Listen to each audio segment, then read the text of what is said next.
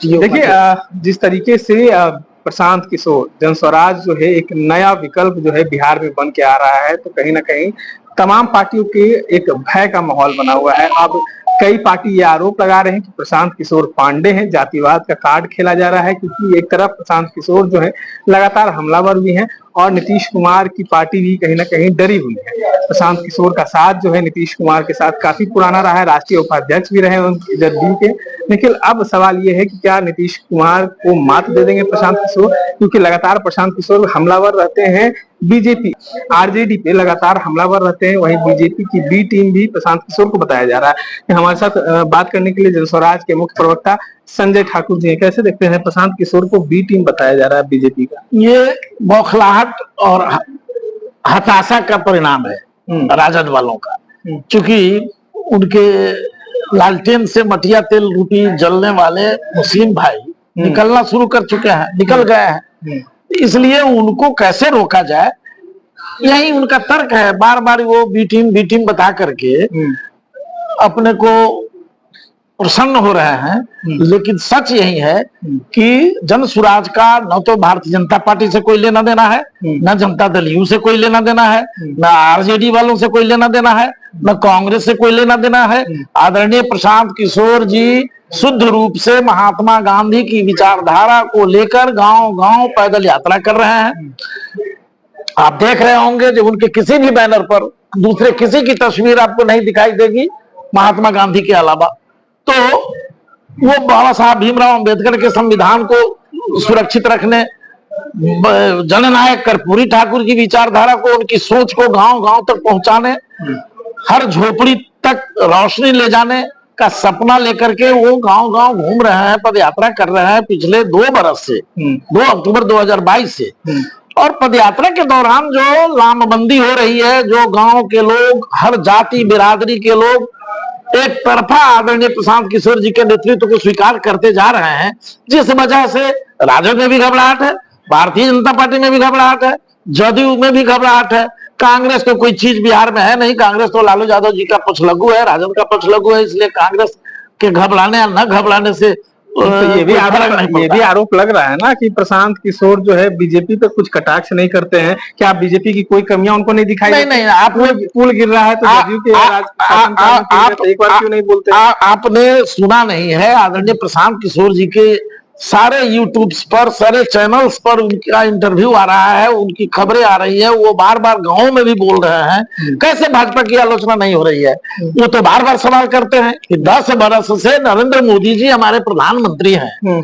नीति आयोग ने रिपोर्ट जो दिया है भारत सरकार को, जिसमें बिहार सबसे गरीब, सबसे पिछड़ा, सबसे अशिक्षित और सबसे बेरोजगारी वाला प्रदेश है, जहां के लोग 3 करोड़ से अधिक लोग पलायन करके दूसरे प्रदेशों में रोजी रोटी की तलाश करने गए हुए हैं।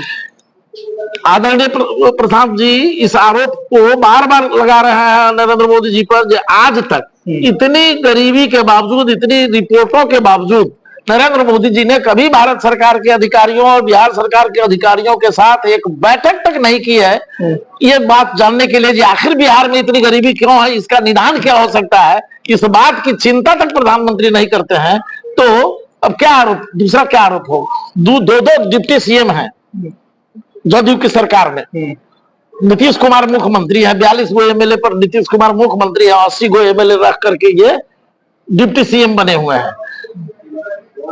पुल ढह रहा है 600 करोड़ की लागत से, सुल्तानगंज के गंगा नदी पर जो पुल 2014 में नीतीश बाबू ने शिलान्यास किया था, आज उसकी प्राकलित राशि 1700 करोड़ हो गई है। पत्रकार साहब बतलाइए, 1100 करोड़ रुपया जो बिहार के लोगों पर अनावश्यक बोझ डाला गया है, इसके लिए जिम्मेदार कौन है? क्या भारतीय जनता पार्टी और नीतीश सरकार जिम्मेदार नहीं है? हर रोज बिहार में अपराध हो रहा है, बलात्कार की घटनाएं हो रही है, हत्या लूट मची हुई है, शराबबंदी कहते हैं, सारा शराब हर रोज अमेज़न कल्चर की तरह, अमेज़न की तरह ऑर्डर पर आपके घर तक पहुंच रहा है। ये स्थिति बनी हुई है साहब। बालू माफिया अपना राज कर रहा है।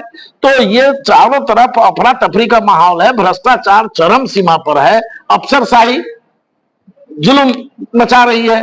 आदरणीय प्रशांत किशोर जी तो बार बार कहते हैं कि लालू यादव के 15 वर्ष के शासनकाल में अपराधी बंदूक के नोक पर लूटता था। नीतीश कुमार और भारतीय जनता पार्टी के शासनकाल में अधिकारी दिन दहाड़े कलम की नोक से गरीब जनता को लूट रहा है। ये स्थिति बनी हुई है साहब, तो कैसे नहीं? तो सुशासन स्थापित किया, ये सुशासन है ही, यही सुशासन है। तो किसी को फंसाते नहीं है, किसी को बचाते नहीं है, वो सब काम करते हैं, फंसाते भी हैं, बजाते भी हैं। आप लोग सबको जानते हैं, पत्रकार हैं, सारी स्थिति बिहार की आपसे छुपी हुई नहीं है। रूप से बिहार में व्यवस्था परिवर्तन के लिए अपना अभियान चला रहा है। बिहार को इन राजनीतिक दलों ने सबसे गरीब, सबसे अशिक्षित, सबसे बेरोजगारी वाला और सबसे पिछड़ा राज्य बना के रखा है। हमारे नौजवान दर दर की ठोकरें खा रहे हैं रोजी रोटी के लिए।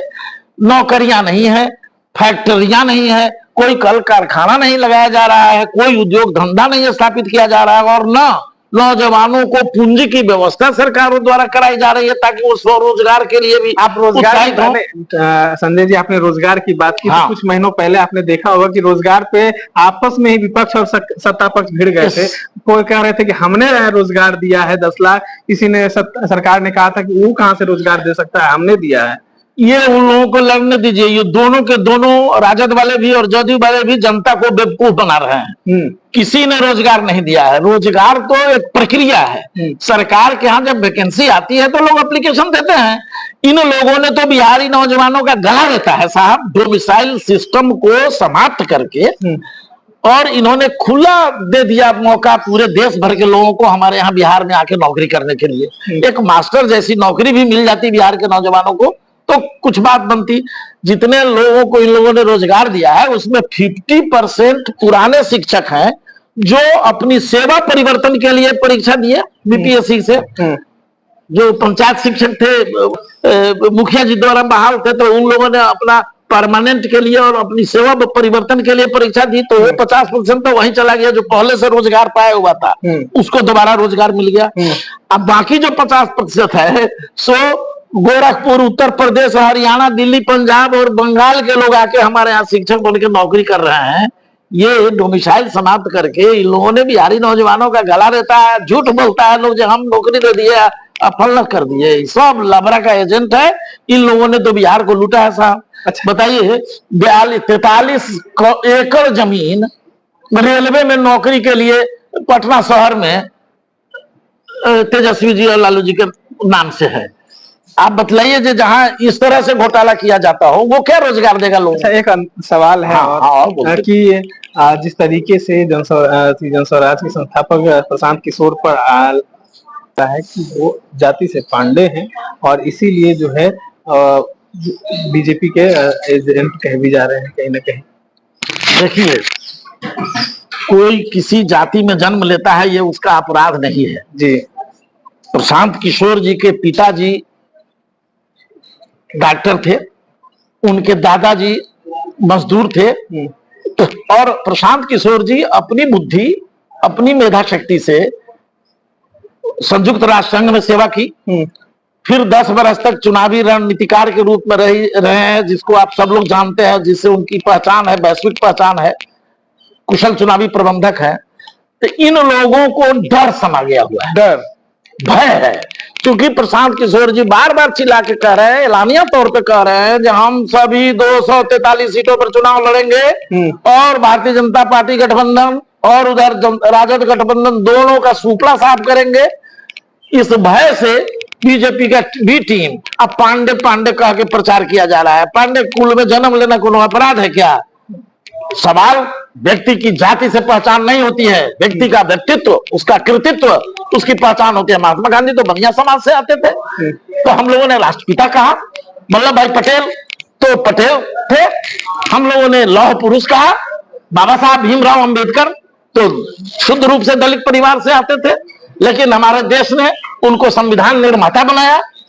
ये जाति केवल बिहार के लोगों की यह बीमारी है, जानबूझ करके ऐसा कुछ नेताओं की बीमारी है। जनता अब जात पात को महसूस कर ली है, और जनता यह भी समझ ली है कि अब अपने बच्चा के भविष्य के लिए वोट देना है, दूसरे के बेटा को राजा बनाने के लिए वोट नहीं देना है।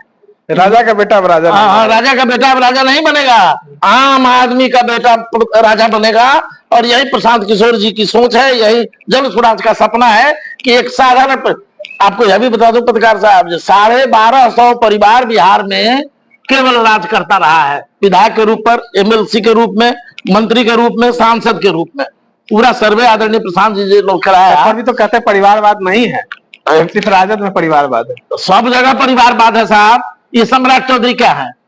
इनके पिताजी को कौन नहीं जानता है?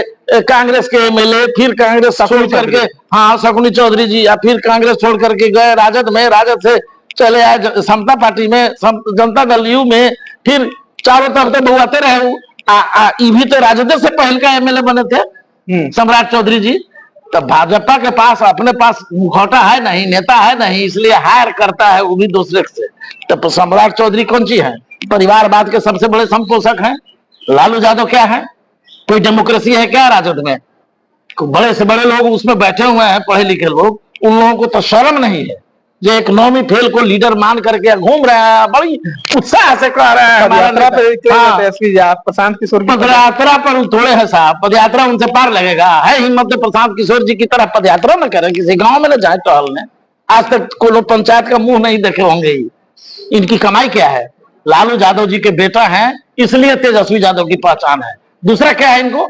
ऐसा नौवीं फेल तक कितना है गांव में बुआ रहा है, कौन नोटिस ले रहा है जी? सरपंच मुखिया तो बनाइए नहीं रहा है लोग। इसलिए ये सब बीजेपी का बी टीम, ये लोग कह करके आत्म प्रशंसा ये लोग कर रहे हैं, अंदर से खुशी महसूस कर रहे हैं। जनता हमारी जान रही है, चूंकि मटिया तेल इनके लालटेन से निकल रहा है, मटिया तेल लालटेन से निकल रहा है। और प्रशांत किशोर अपने पदयात्रा पर लगातार लगे हुए हैं। जाति से कोई मतलब नहीं, विकास बिहार का हो, इससे प्रशांत किशोर को मतलब है। हमारे साथ जन स्वराज के मुख्य प्रवक्ता संजय ठाकुर जी थे।